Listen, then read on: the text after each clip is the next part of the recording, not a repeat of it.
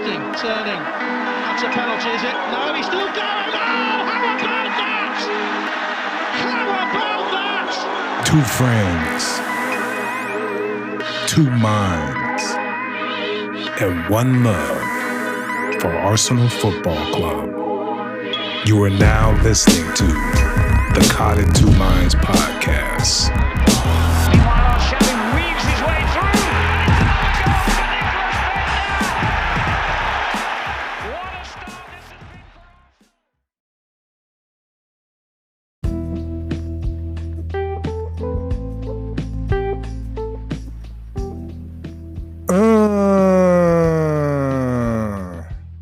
What's up, everybody? Welcome to the podcast, Caught in Two Minds.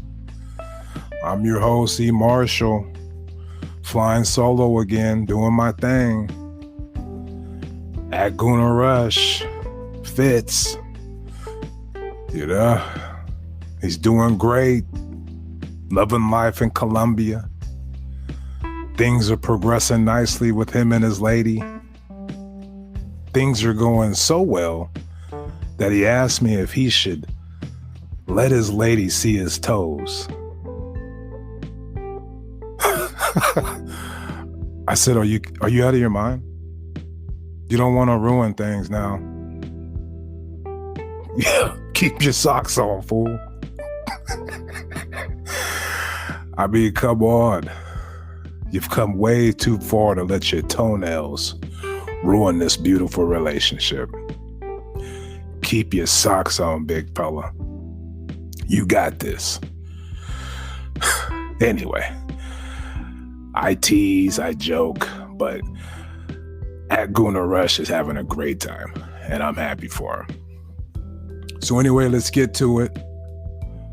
Arsenal away to Leicester City at the King Power Stadium.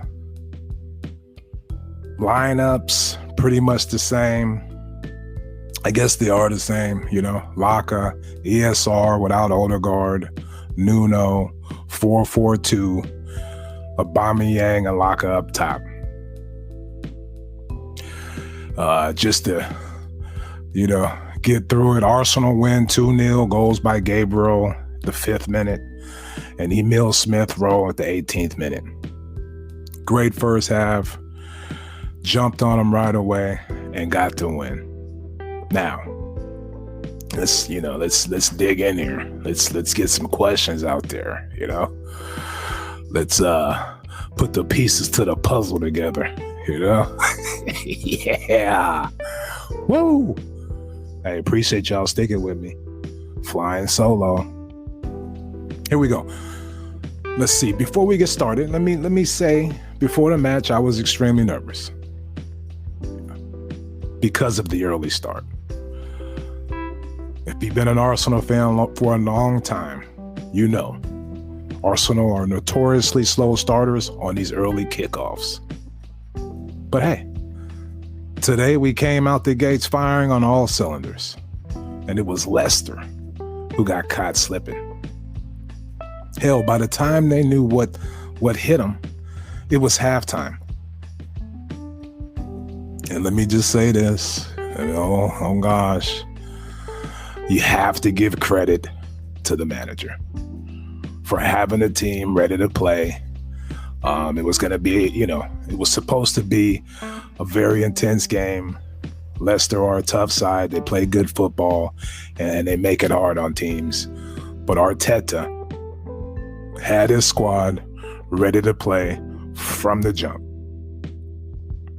If you've listened to this podcast for a long time, or if you've been near me, one of my biggest complaints towards Wenger was the way his teams came out for these early kickoffs. And on Saturday, that wasn't the case for Arsenal. So, tip the hat to the team and the manager. Ooh, look at me. Is he coming around? Anyways. So we ran a 4-4-2 with Laka and Aubameyang up top. Why does it work? That's why I want to know from you guys. Here's my take. Abba can get lost waiting for the match to come to him. But Laka comes deep and gets in the shit, offensively and defensively. Laka holds the ball up well for a small player and can make that outlet pass to Saka or Auba to spring the fast break. Now, you don't get that with Auba, and that's okay. Yeah, they're different players. But the two playing together works great because Laka is willing to do the dirty work. Hell, also in the build-up play, Arsenal have more control in the midfield because Laka comes back so deep. And this leads to a little more possession. Now, I know the possession stats from yesterday's game are a little lopsided in favor of Leicester City, but I would guess, I think it ended up 65-35 possession for Leicester City, but I would guess that, the first 30 minutes of the match, we controlled the game and we had way more possession than Leicester City. It's just a guess because, they don't really break it down like that, but that was my eye test.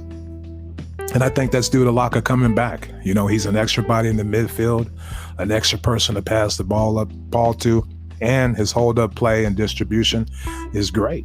So I think that's why this 4-4-2 system works with Laka and Aubameyang. Bottom line is this.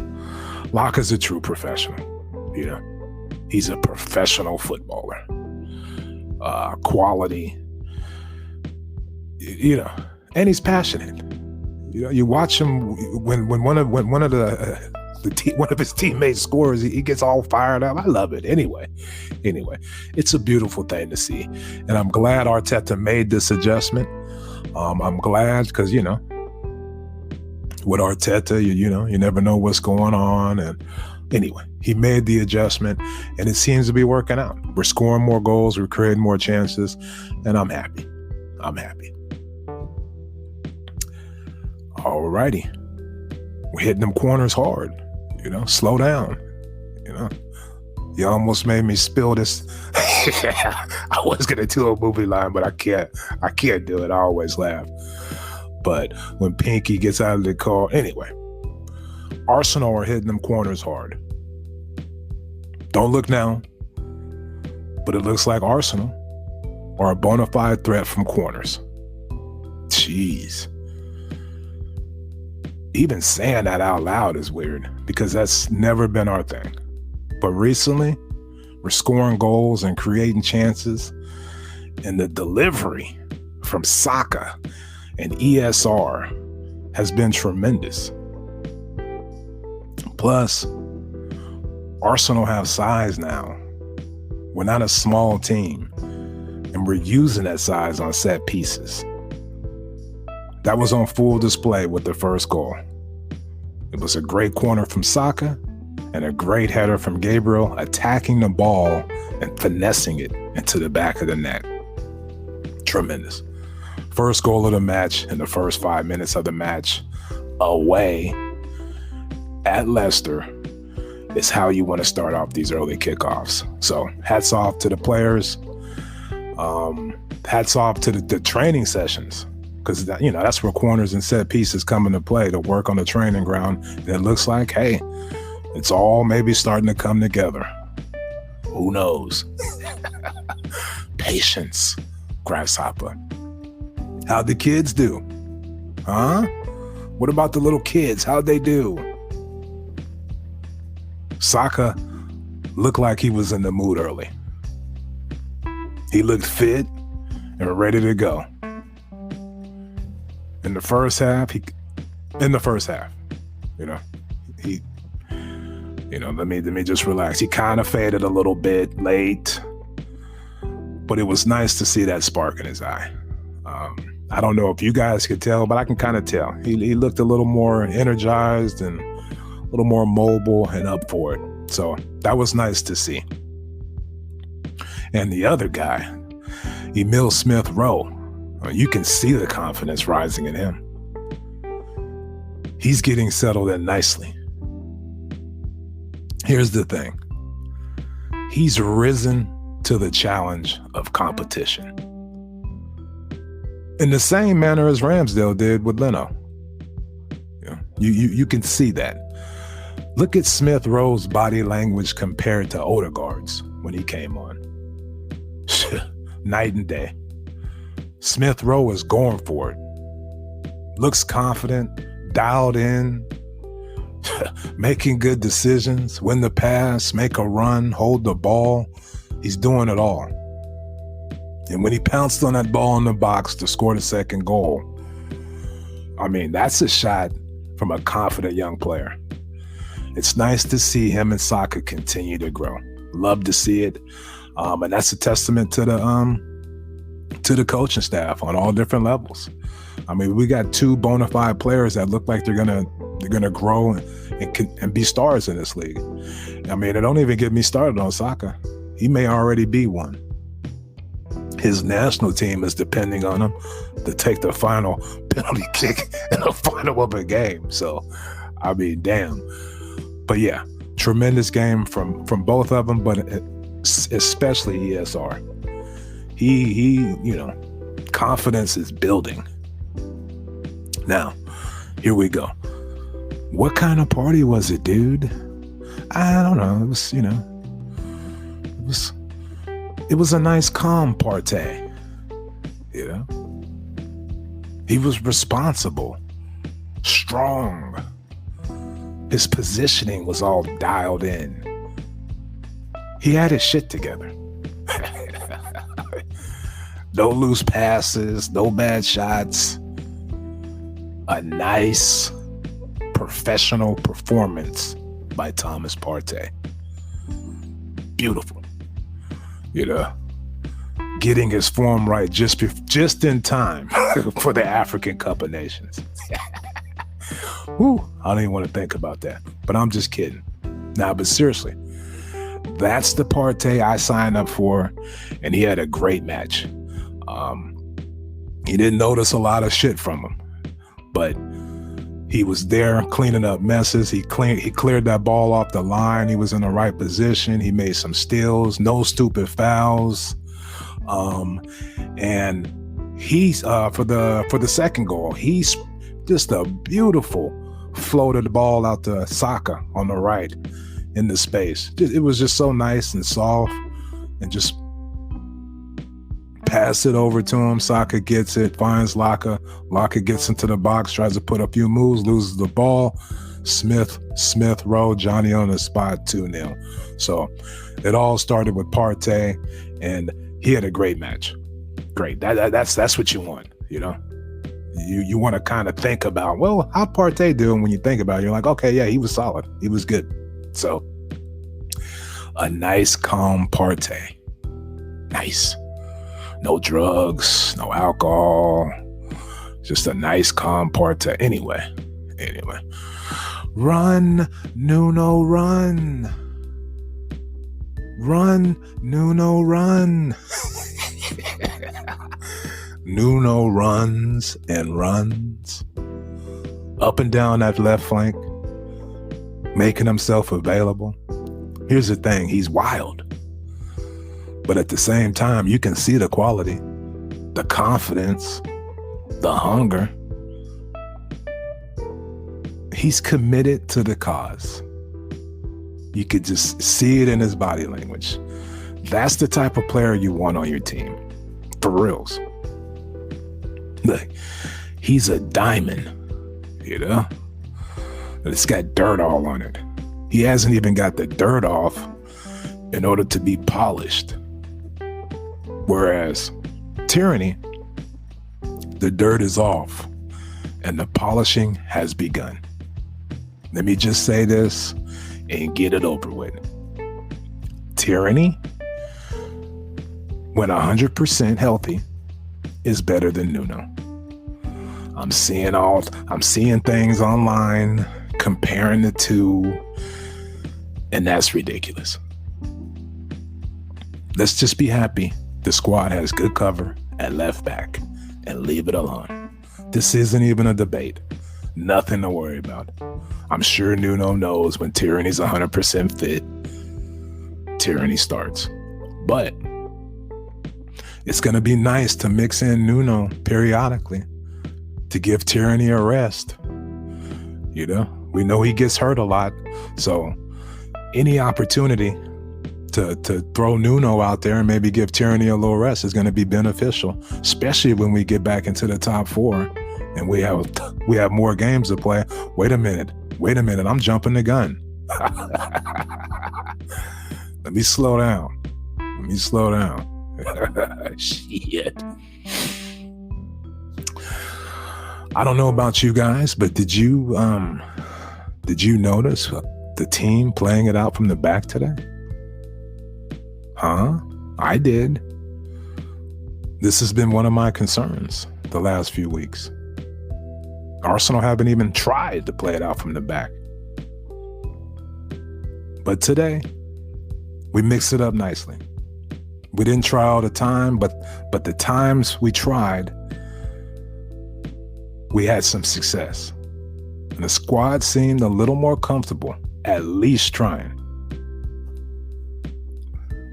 It all starts with Ramsdale and his confidence and his ability to play with his feet. The back line seems to feed off that. And I don't know if you guys noticed, but it looks like Gabriel and him are developing some nice chemistry. And most importantly, some damn trust. You know, there was a few occasions in the first half where you could see Gabriel passing the ball to Ramsdale in some tough situations because he knew Ramsdale can handle it. And he did. As far as I'm concerned, they both can be man of the match. They were fantastic. Scratch that. Scratch that last little thing I just said. Excuse me. Ramsdale is man of the match. Ramsdale's distribution with his feet and the great save on Iheanacho's shot, tremendous. Nobody's talking about that one, but he got a fingertip on that one.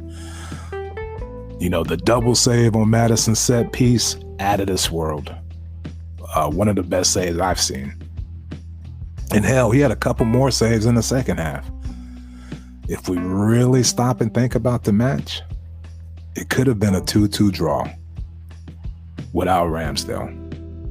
But here's the thing. Clubs, big clubs, pay a lot of money for a keeper to save them some points. And it looks like we've done the same thing. So hats off to the scouting department. You got to give credit where credit is due. It looks like we may have found our keeper. He's young, strong, a leader, a motivator, claps up the team, and most importantly, he really acts like he gives a shit. And that's what you want from your keeper, you know? Sorry, Leno. You know? Sorry. Now here we go. What do we got? The press. We don't always press. But when we do, you know, when we did yesterday, it was as a team. You know, I'm noticing the team doesn't do it the majority of the games, and that can be frustrating. You know, especially, you know, we've gone up a goal. You know, we tend to get back in our shell, kind of let them have the ball and try to catch them on the counter when, you know, as a supporter, you know, we're winning, we're on the front foot. Why not just stay on the front foot? Continue to press, continue to apply pressure. So when we don't do that, it is kind of frustrating. But I always try to figure out why. And I think Arteta is phasing the press in periodically because maybe the team doesn't have the endurance at this time to press throughout the games.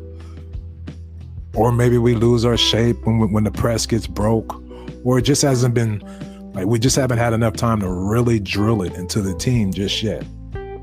I don't know how long it took Pep to get Man City going as far as pressing and playing it out from the back. But I think it was kind of the same thing where they, you know, they would pick different times to do it. And, you know, it wasn't always being done. Whereas now you look at Man City or Liverpool or any other teams that press, it's constant. It's constant pressure. And so when this squad gets there and can press more often throughout a match, it's going to be exciting. You know, I really think it will be. Oh, shit. Look at me. Am I trusting the process? Anyway. So what did we learn today? We learned to trust the process. I saw signs of all Arteta's little philosophies coming to light.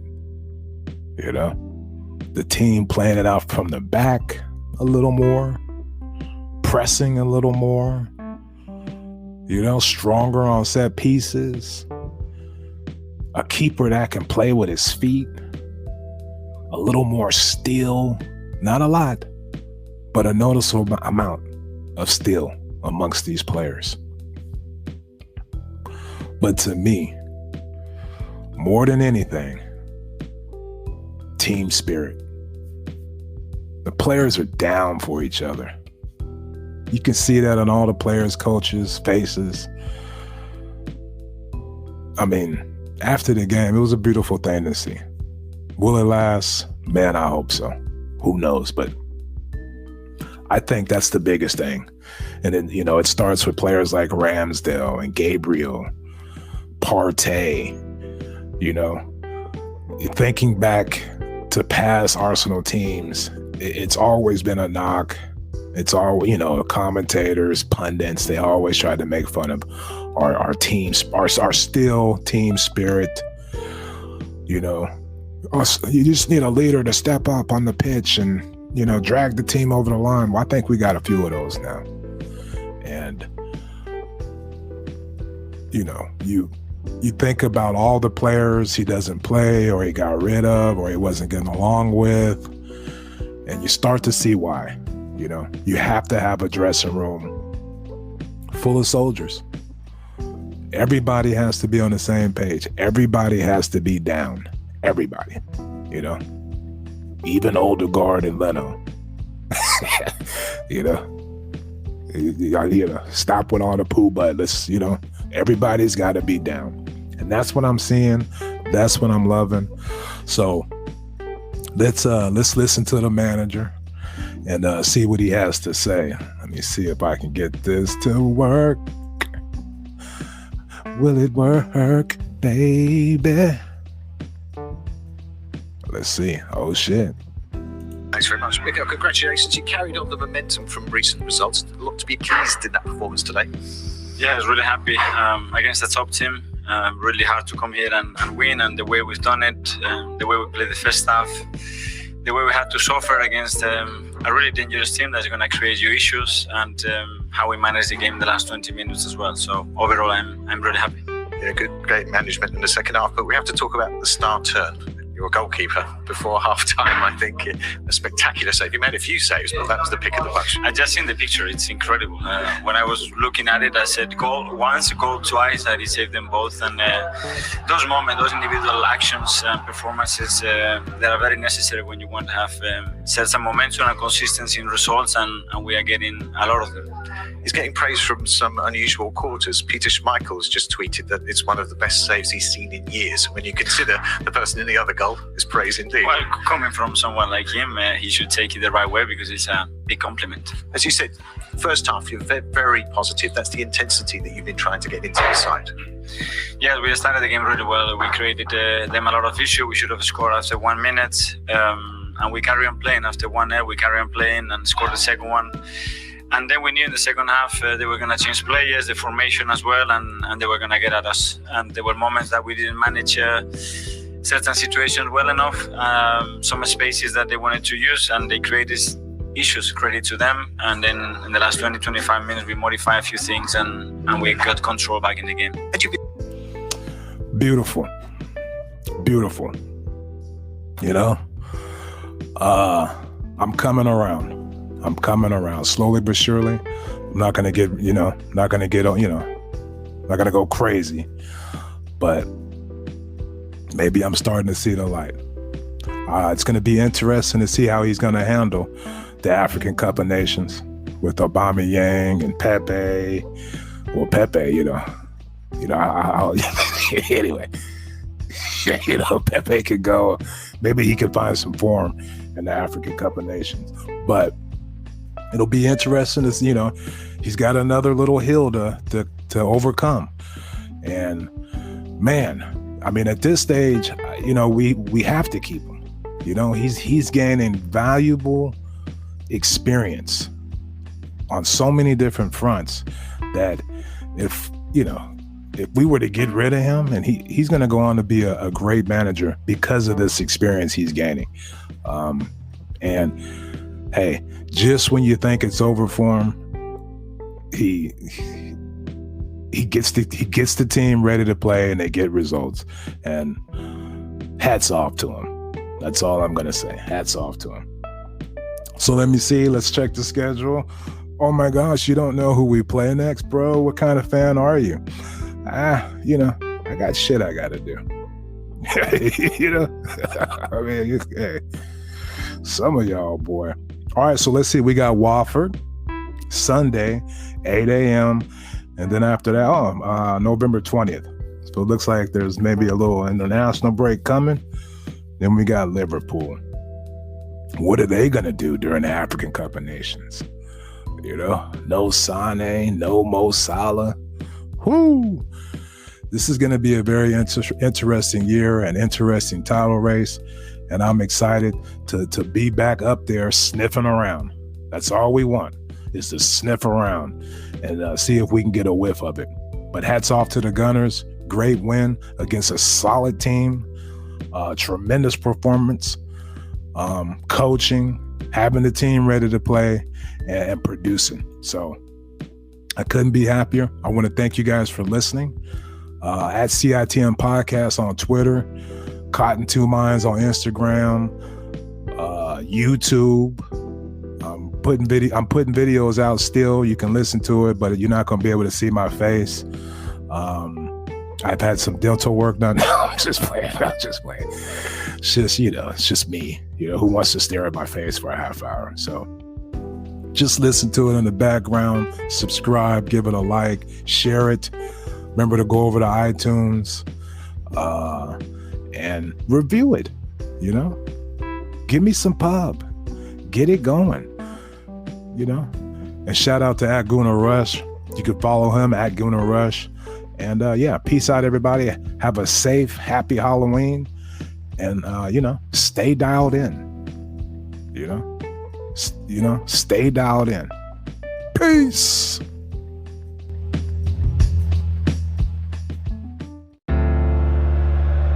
Twisting, turning. That's a penalty, is it? No, he's still going. Oh, how about that? How about that? Thank you for tuning in to Cotton Two Minds. Please head on over to iTunes to subscribe, rate, and review. All feedback is much appreciated. And be sure to follow us on Twitter @CITM Podcasts, @GoonerRush, and @eMarshall Comedy. The music of this podcast is brought to you by Statics. If you like what you hear, please head on over to staticsmusic.com and be sure to follow them on Twitter and Instagram @StaticsMusic. That's STATX Music. Peace.